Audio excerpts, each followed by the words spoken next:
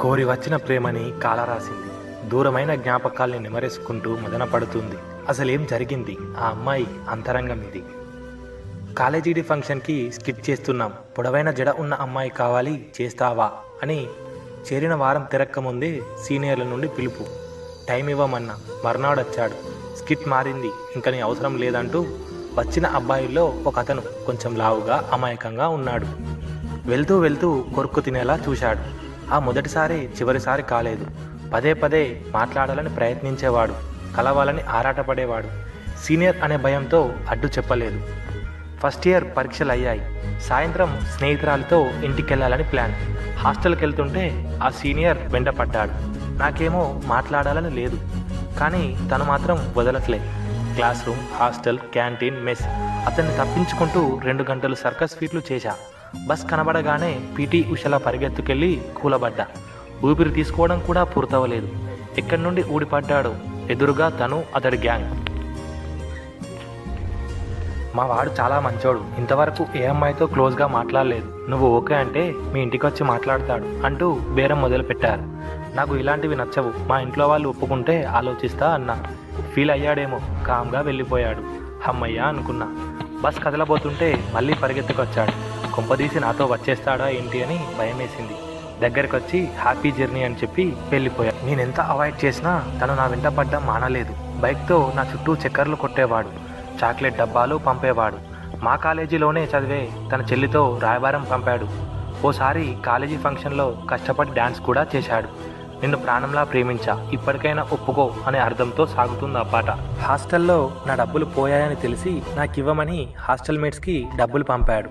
వాళ్ళేమో వాడితో ఎంజాయ్ చేశారని తర్వాత తెలిసింది. ఓసారి నా కోసం నిద్ర మాత్రలు మింగానని నాటకం కూడా ఆడాడు. మెల్లిగా నేను కరగడం మొదలుపెట్టా. ఓసారి అయితే కాలేజీ ఫంక్షన్లో నన్ను దృష్టిలో పెట్టుకొని ఎమోషనల్గా స్పీచ్ కూడా ఇచ్చాడు.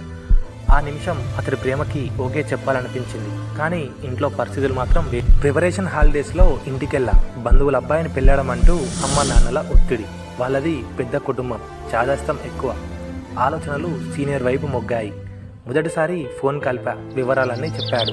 నేను మీ ఇంట్లో అడ్జస్ట్ కాగలనా అని అడిగా.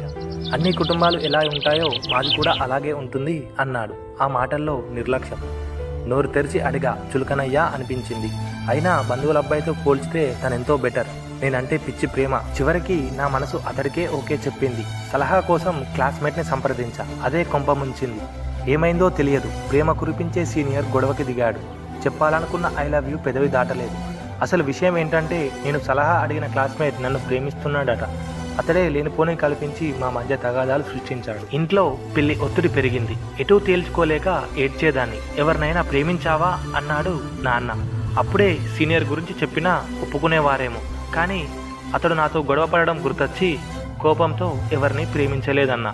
వెంటనే ముహూర్తం పెట్టించేశారు నాన్న. ఓసారి మా ఫ్రెండ్ అక్క పెళ్లిలో మళ్ళీ కలిశాడు. నా మాట కోసం తప్పించాడు. ఇంకా అతన్ని నా చుట్టూ తిప్పుకోవడం కరెక్ట్ కాదనిపించింది. ఎంగేజ్మెంట్ జరిగిన సంగతి చెప్పేశా. కన్నీళ్లతో కదిలాడు. మళ్ళీ సతాయించలేదు. అప్పుడప్పుడు మెసేజ్ చేసేవాడు. కొన్నాళ్లకు విదేశాలకు వెళ్ళాడని తెలిసింది. నా పుట్టినరోజుకి గ్రీటింగ్ కార్డ్, కేక్ పంపించాడు ఓసారి. దాన్ని చూస్తే గతం గుర్తొచ్చింది. నా కోసం పడ్డ ఆరాటం కళ్ళ ముందు మెదిలింది. అప్పట్లో తను నా కోసం ఏం చేసినా మనసుకు సంతోషంగానే ఉండేది, కానీ తన ప్రేమ ఒప్పుకోవడానికి అహం అడ్డొచ్చేది. ఇప్పుడు నాకు పెళ్ళయింది. పెద్దగా కష్టాలేం లేవు, కానీ తనను చేసుకుంటే ఇంకా ప్రేమగా చూసుకునేవాడేమో అన్న ఫీలింగ్. చేజేతులారా తనని మిస్ అయ్యాననే చిన్న బాధ మాత్రం ఇప్పటికీ వేధిస్తుంది. Signing off. నేను మీ వాయిస్ ఆఫ్ బిగ్ బాస్. ఇలాంటి ప్రేమ కథల కోసం మా ఛానల్ని సబ్స్క్రైబ్ చేయండి.